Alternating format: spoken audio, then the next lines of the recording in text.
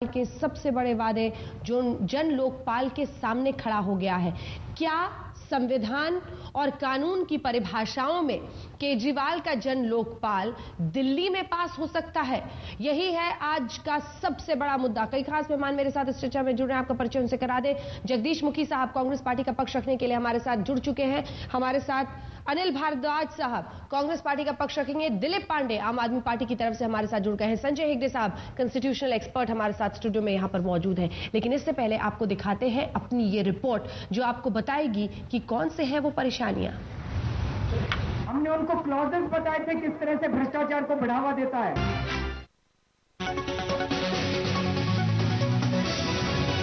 सीधे रुख करते हैं तमाम मेहमानों का। जगदीश मुखी जी, डर क्या है? डर ये है कि बहुत ज्यादा वो बाजी मार ले जाते हुए दिख रहे हैं, क्योंकि जितनी उंगलियां आपकी पार्टी की, पहले ये कहते थे चुनाव लड़के दिखाओ, वो दिखाया, सरकार बना ली, सरकार बनाओ, काम करके दिखाओ, चुनौतियां स्वीकार कर ली, अब वो काम कर रहे हैं। हर कदम पर बीजेपी जिस सकारात्मक विपक्ष की बात कर रही है उसके बजाय वो सिर्फ उंगलियां उठाती दिख रही है।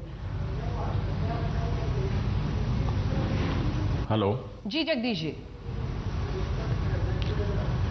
देखिए, केजरीवाल साहब का ये कहना कि वो 15 दिन के अंदर जन लोकपाल बिल लेके आएंगे, ये विधान सम्मत संभव नहीं है। जैसा बतलाया गया कि हमारी पूरी व्यवस्था के अनुसार ही चलता है सब कुछ, और जो हमारी व्यवस्थाएं हैं उसके हिसाब से यहाँ पर लोकायुक्त पहले से ही दिल्ली में मौजूद है। ठीक है। आप उनको ज्यादा शक्तिशाली बनाना चाहते हैं, उनको अधिक पावर देना चाहते हैं, करप्शन पर चेक लगाना चाहते हैं उनके माध्यम से, हाँ। हम उसका स्वागत करते हैं। ठीक है। किंतु उसके लिए आपको उसमें अमेंडमेंट लाना होगा।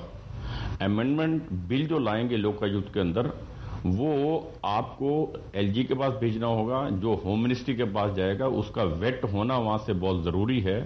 जब तक उसकी मंजूरी अप्रूवल वहां से नहीं मिलती है तब तक आप अमेंडमेंट बिल पेश नहीं कर सकते। इस सब को जानते हुए भी वो ये कहते हैं जन लोकपाल लाएंगे, तो लोकपाल का कोई मतलब नहीं निकलता यहां पर। और वही जन लोकपाल लाएंगे जिसमें सीबीआई की बात की है, जिसमें बाकी सब बात की है, जिसका कोई दिल्ली से लेना देना नहीं है। आज भी उनका ये कहना है कि वही जन लोकपाल बिल लाएंगे, ये तो किसी के गले उतरते नहीं है। और मैं तो ये मानता हूं, ये सब जानते हुए भी कि वो इसे नहीं कर पाएंगे, फिर भी वो कहते हैं कि हम 15 दिन के अंदर विधानसभा का सत्र रामलीला मैदान के अंदर बुलाएंगे और वहीं पर बिल रख करके पास करेंगे। यदि ये जानने के बावजूद ऐसी बात करते हैं तो ये मैं कहूंगा एनार्की पैदा करने की बात कर रहे हैं, इसके अलावा और कुछ नहीं है उसमें। दिलीप जी, वो अच्छी तरह से समझते हैं कि बिल लाना है तो बिल विधानसभा के अंदर लाना होगा, और वो भी होम मिनिस्ट्री के अप्रूवल के बाद ही वहां पर रखा जा सकता है, उससे पहले रखा नहीं जा सकता। ये सब जानने के बाद वो कहते हैं कि रामलीला मैदान के अंदर सत्र बुलाएंगे हम विधानसभा का। ऐसी बातें करना एनार्की की पैदा करने के इक्विवेलेंट है, इससे अलावा और कुछ नहीं है। दिलीप जी जवाब दीजिए। अंजना जी, जगदीश मुखी जी मंजे हुए राजनीतिज्ञ हैं, पूरा जीवन इनका बीता है राजनीति में। देश की जनता के साथ साजिश रची है, लेकिन ये वो जन लोकपाल नहीं होगा दिलीप, मैं फिर से कह रही हूँ, जिस पर रामलीला पर अनशन हुआ था। जगदीश मुखी जी, कंक्लूडिंग रिमार्क आपसे, कंक्लूडिंग रिमार्क सर, 2 लाइन में। अगर आप बिंदुवत तुलनात्मक, मैं पहले बतला चुका हूँ, लोकपाल बिल का यहाँ कोई सवाल नहीं उठता। जनता को गुमराह कर रहे हैं। जैसा आपने कहा, पॉपुलिस्ट को स्टैंड ले रहे हैं, क्योंकि इस जन लोकपाल शब्द पर पब्लिक ने उनका समर्थन किया था, आज उसी को बार बार रिपीट कर रहे हैं। यहां पर लोकायुक्त आएगा, लोकायुक्त पहले से अधिनियम। ठीक, चलिए हमें इसी के साथ इस बहस का अंत करना पड़ रहा है मजबूरन। बहुत बहुत शुक्रिया आप सभी खास मेहमानों का हमारे साथ इस चर्चा में शामिल होने के लिए।